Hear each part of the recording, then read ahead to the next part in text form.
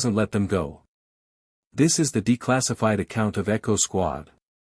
And what happened in the forest where 7th Platoon died yesterday.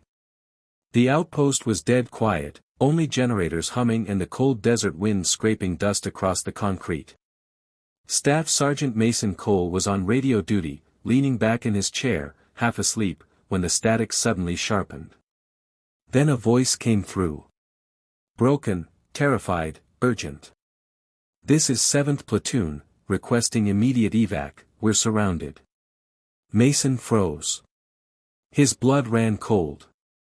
Because 7th Platoon had been confirmed Kia yesterday. Their bodies were already on the way to Dover.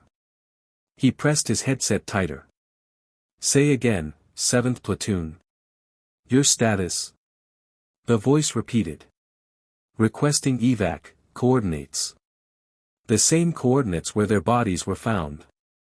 Then the transmission cut. Silence. Just the low hiss of dead radio waves. Mason stood up, heart pounding. He knew what he heard.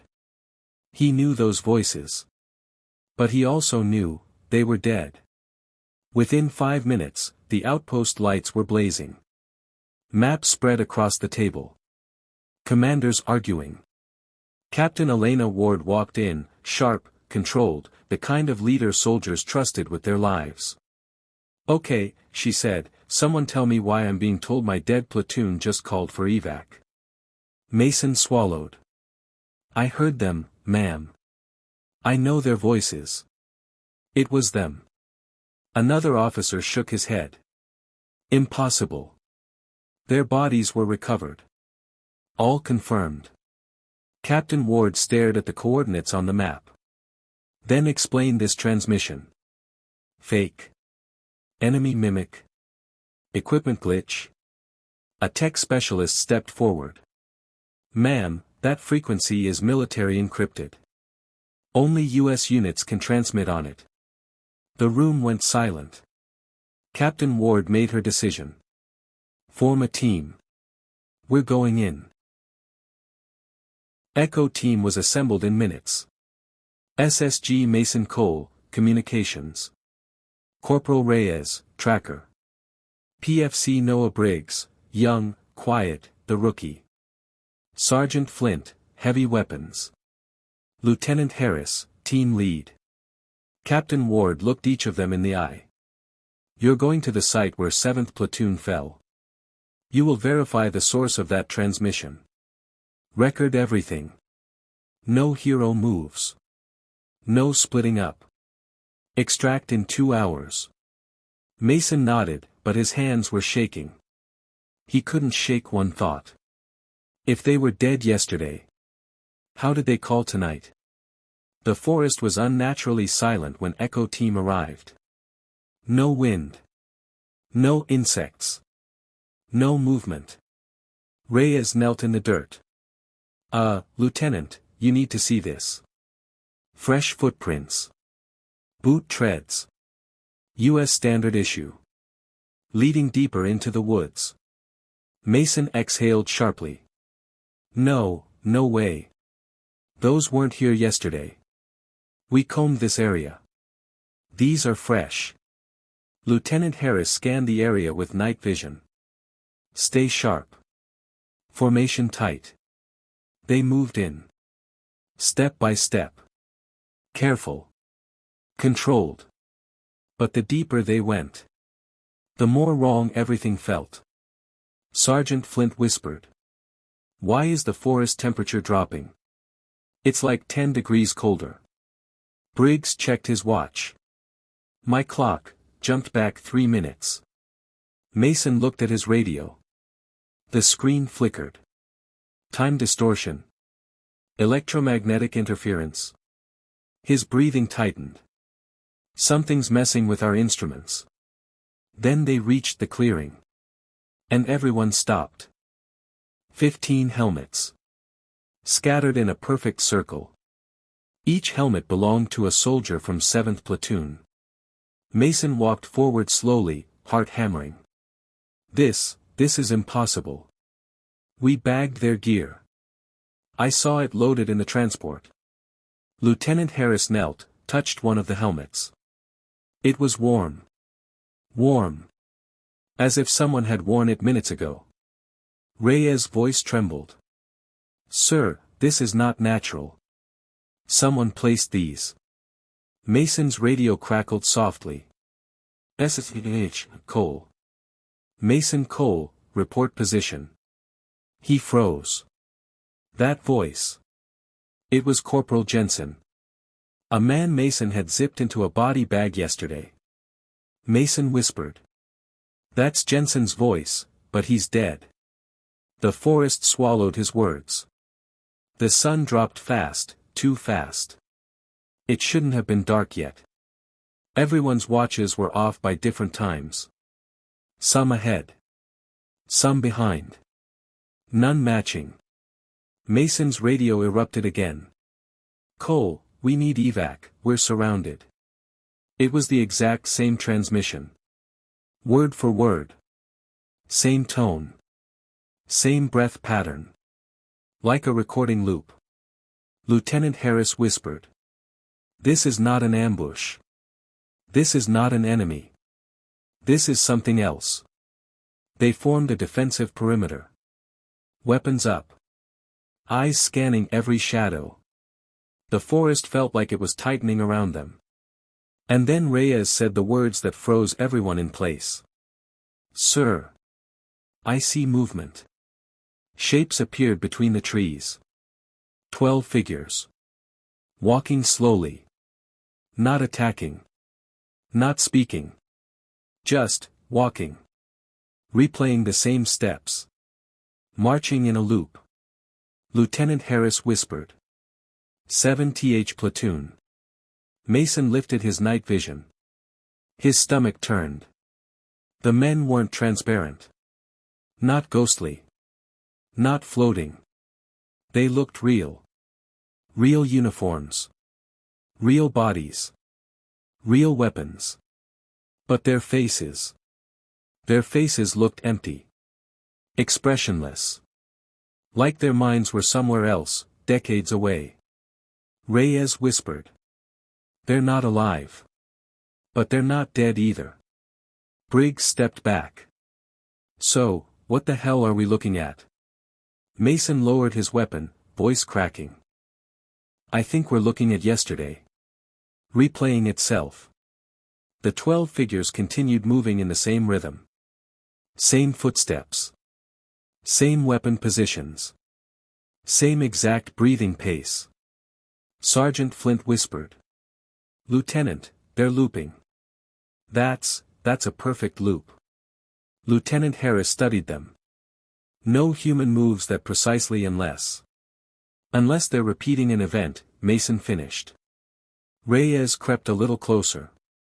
Let me check their tracks. He examined the soil. Deep boot prints. Fresh. Detailed. These tracks are real, he said. Not illusions. Not projections. Mason shook his head. No. That can't be. They died yesterday. Their bodies are already gone. Reyes swallowed hard. Then what the hell is making these footprints right now? Lieutenant Harris gestured to Mason. Try the radio. Let's see if they react.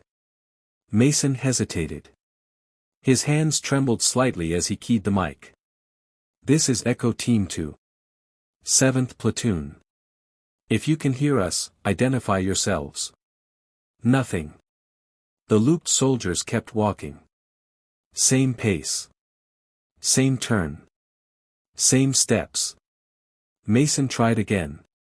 Corporal Jensen, this is SSG Mason Cole. You're transmitting from this location. Do you copy? The forest held its breath. Then. Mason. Cole, we need evac. The same transmission. Word for word. Same tone. But the looped soldiers didn't move differently. Didn't react. Didn't even blink. It was like the voice came from the forest itself, not the men. Reyes whispered. They're not talking. The radio is. Briggs' voice broke slightly. But if they're dead, who's speaking? Flint suddenly raised his weapon. Lieutenant. Look at their shadows. Harris turned. And froze. Each of the 12 soldiers cast multiple shadows. 4, 5, some 6. From no identifiable light source. The shadows shifted like independent creatures, sliding across the leaves with a slight delay from the men themselves. Briggs whispered. Why are their shadows moving slower than their bodies? Mason checked his readings. Compass spinning. Radar confused. Radio flickering. Time dilation, he whispered. Lieutenant Harris nodded grimly. Something here is bending time. Reyes suddenly cursed. Sir, the ground. Look. The footprints around them began to fade. Literally fade. Like dust blowing away. Except no wind was moving. Boot prints filled themselves back in, smoothing over, erasing their presence. Mason grabbed Reyes' arm. How is this happening? Reyes shook his head. The forest shifted slightly. A low vibration through the soil. Suddenly, all the bird sounds, the distant rumble of artillery, the hum of insects, stopped. Everything went dead silent. Lieutenant Harris whispered. The forest is resetting. Briggs checked behind them. And his voice cracked. Sir, we have a problem. Their own footprints leading back toward the trucks were now disappearing too. One by one. Like an eraser running backward in time. The forest wasn't just resetting the battlefield. It was resetting them. Lieutenant Harris made a hard call. We need to get closer to confirm identities. No touching. No direct engagement. Flint nodded, weapon tight. They approached slowly. 10 meters, 8, then 6. The looped soldiers marched past them without seeing them. Corporal Jensen's face was pale, lifeless, but not decomposed. No blood. No wounds. No signs of battle. He looked alive. Just, wrong. Hollow. Lieutenant Harris whispered. They look, like reconstructions. Mason's jaw tightened. No. Those are real bodies. Real gear. That's Jensen's scar, exactly to the millimeter. Reyes raised binoculars. And nearly stepped back. Their pupils dilated. Then contracted. Then dilated again. At different speeds. Like each eye had its own internal clock. Not synchronized. Flint whispered. Jesus, that's not human physiology. A violent electric crack ripped across the air. Every radio blared static. Mason ripped off his headset. What the? Flint clutched his head. I'm hearing voices. Multiple, overlapping, it's like thousands. Briggs screamed. Turn it off. Turn it off. Lieutenant Harris shouted. Back off. Move. The radio suddenly went dead. Then rebooted. Then all sync displays flashed one message. Midnight. Reset. Every device reset to 0. Mason gasped. We're inside some kind of temporal distortion field. Briggs stuttered. Does that mean what I think it means? Mason nodded painfully slow. It means, time is being rewritten here. Over and over. Reyes whispered. So those soldiers, they're stuck in yesterday? Harris corrected him. No, they're stuck in the moment of death. Reyes suddenly pointed deeper into the forest. Sir, movement at the far tree line. Another group of figures. Another 12 soldiers. The loop was duplicating. A second echo. Slightly delayed. Mason whispered. Oh my God, it's multiplying. Lieutenant Harris realized the danger instantly. If another loop passes through ours, the interference could. The forest trembled again. Leaves vibrated. Branches shook. Shadows split again. Something was building. Something the forest couldn't hold back anymore. Then Mason saw it. The second looped platoon overlapped the first. And for the first time, one of the soldiers looked directly at Echo Team. Just for a second. Just 1 second. But his eyes weren't human anymore. The squad moved in silence, but the forest didn't. Branches creaked overhead like ribs bending. Leaves shivered even without wind. And then. Sarge, look. Private Keller pointed toward a clearing. The shapes were back. 7th Platoon. All 7 of them, moving in a slow, synchronized loop. They weren't walking toward anything. They weren't walking away from anything. They were repeating a moment, the moment before they died. One soldier kept reaching for his radio. Another kept checking the safety on his rifle. Another touched his neck like he felt a wound reopening. Then they all turned, in perfect unison, toward the squad. Not attacking. Not blinking. Just staring. "Don't engage," Sergeant Hale whispered. "Weapons ready, but no one fires unless I say." But then something strange happened. The ghosts of 7th Platoon split apart, and each one walked to a different tree. And at that moment, every squad member heard a voice in their radio earpiece. 7 voices. All whispering their name. Hale. Keller. Morrison. But none of the squad had spoken. Their radios weren't broadcasting. It was the forest. It was speaking using the dead.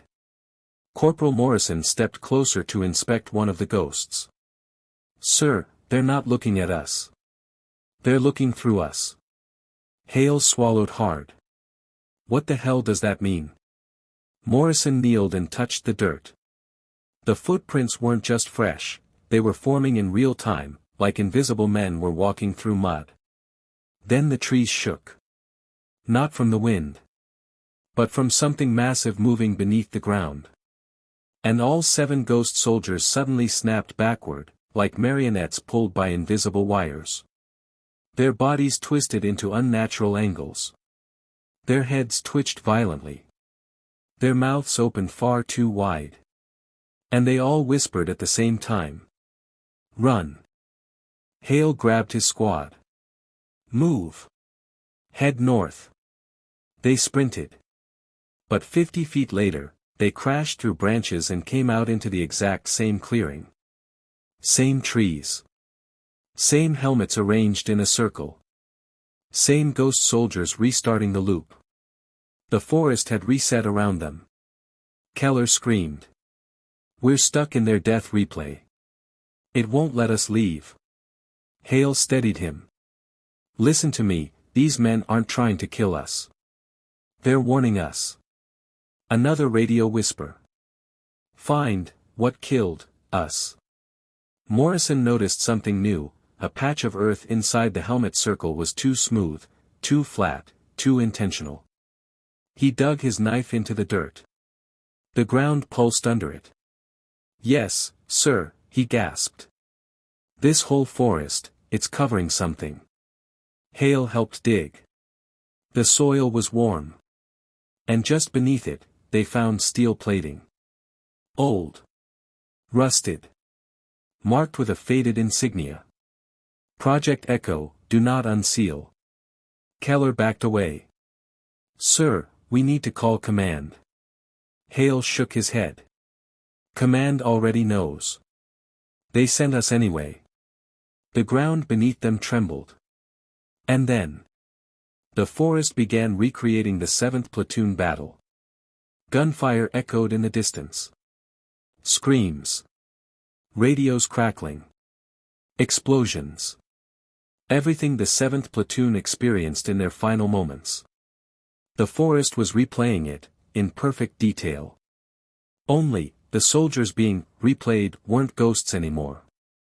They began growing flesh, muscle, skin. But the faces were wrong, stretched, unfinished, like the forest didn't know how to shape humans correctly. These were copies. Not spirits. Not memories. Replicas. Keller whispered. Something underground learned how to mimic us. The replicas turned toward the squad. Dozens of them. And they all spoke in the same voice, a deep, layered, metallic distortion. We died yesterday. And so will you. Hale grabbed his squad. Move. Head north. They sprinted. But 50 feet later, they crashed through branches and came out into the exact same clearing. Same trees. Same helmets arranged in a circle. Same ghost soldiers restarting the loop. The forest had reset around them. Keller screamed. We're stuck in their death replay. It won't let us leave. Hale steadied him. Listen to me, these men aren't trying to kill us. They're warning us. Another radio whisper. Find what killed us. Morrison noticed something new. A patch of earth inside the helmet circle was too smooth, too flat, too intentional. He dug his knife into the dirt. The ground pulsed under it. Yes, sir, he gasped. This whole forest, it's covering something. Hale helped dig. The soil was warm. And just beneath it, they found steel plating. Old. Rusted. Marked with a faded insignia. Project Echo, do not unseal. Keller backed away. Sir, we need to call command. Hale shook his head. Command already knows. They sent us anyway. The ground beneath them trembled. And then.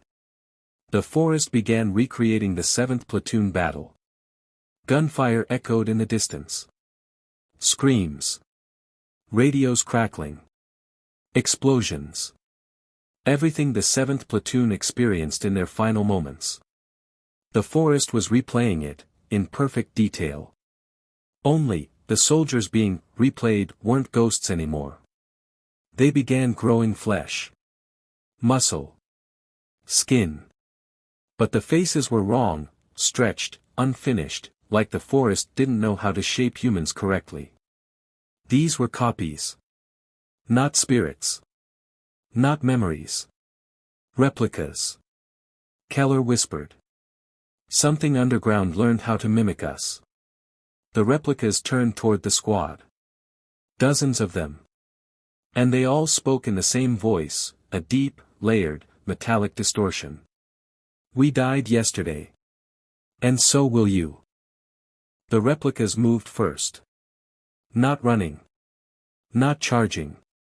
Just advancing with inhuman precision, like puppets guided by a hive mind. Sergeant Hale raised his rifle. Hold the line. Don't fire unless they attack. But Morrison whispered. They are attacking, they're forcing us back into the loop. The replicas surrounded the squad, forming a perfect circle, the same formation the helmets were arranged in. The same formation 7th Platoon died in. The forest was replaying death like a ritual. A replica lunged. Hale fired point blank. The bullet tore through its chest, but instead of blood, a spray of black spores shot out, floating like ash. The replica didn't fall. It reshaped. Reformed. Stitched itself back together like clay. Keller screamed. Sir, they don't die. Morrison pointed at the ground. Because they're not alive. They're extensions, projections, controlled by whatever's under us. The steel plate marked Project Echo began to vibrate. Dust fell from the trees. Leaves shook violently. The air tasted metallic. Then the hatch cracked open. A blast of hot, chemical-smelling air rushed out. Inside was darkness too dense to be natural, like it absorbed every beam of light. And something inside it growled. Not like an animal. More like an engine thinking. The replicas stepped aside, giving the squad a perfect path toward the open hatch. Keller whispered. They're hurting us. Hale nodded. They want us to go inside. Morrison swallowed. Sir, maybe 7th Platoon wasn't warning us. Maybe they were trying to keep whatever's inside from getting out. That thought hit Hale like a punch. This wasn't a haunting. This wasn't a loop. This was a containment system. A broken one. Hale led his squad down the metal ladder into the bunker below. The deeper they went, the more the radios distorted. Static. Garbled whispers. Fragments of voices that sounded like people they knew. At the bottom was a massive chamber. Rows of pods. All empty. All cracked open. Above them, printed in bold military stencil. Autonomous Memory Replication Warfare Program. Status, terminated. Keller read a plaque on the wall. The echo organism absorbs battlefield trauma and recreates it with perfect accuracy to confuse enemy forces. If containment fails, forest area will replay harvested memories in infinite loops. Morrison looked sick. They engineered something to weaponize memories. Hale exhaled slowly. And now it's alive. At the center of the bunker was a tank, shattered from the inside. And behind it, a pulsating black mass. Shapeless. Boneless. Constantly shifting between forms like it couldn't decide what to be. Faces appeared inside it, screaming, then dissolved again. Voices whispered from every direction. We are Echo. We remember what you forget. We wear what you leave behind. Keller collapsed to his knees, covering his ears. Make it stop. Make it stop. Hale grabbed him. Stay with me. That's an order. The entity shifted again, forming the exact faces of 7th Platoon. Then it spoke in their voices. Save us. Don't let it out. Seal the hatch. Morrison stared in horror. Sir, we didn't come here to rescue anyone. Hale turned. What? They sent us here to rearm the containment. HQ knew the entity breached the surface. We're not a rescue squad. We're the reset button. Hale clenched his jaw. They used 7th Platoon the same way. Everything made sense. The forest loop. The replicas. The voices. The creature wasn't haunting the battlefield, it was trying to escape using human memory as a disguise. And the only way to stop it was to trap it again.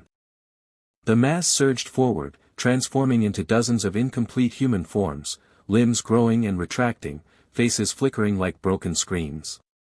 It wasn't attacking. It was trying on bodies. Morrison fired an entire magazine. Bullets disappeared into the mass. The entity leaned close to him, forming a distorted copy of his own face. We died yesterday, Morrison. And so will you. Hale shouted. Fall back. Fall back. The squad sprinted up the ladder. Behind them, the bunker shook. Echo was climbing after them, using the walls like it had 1,000 hands. The forest above twisted. Trees bent inward. Branches locked together like prison bars. Echo spoke through the wind. You replay what we allow. You leave when we release. Hale pushed his squad forward.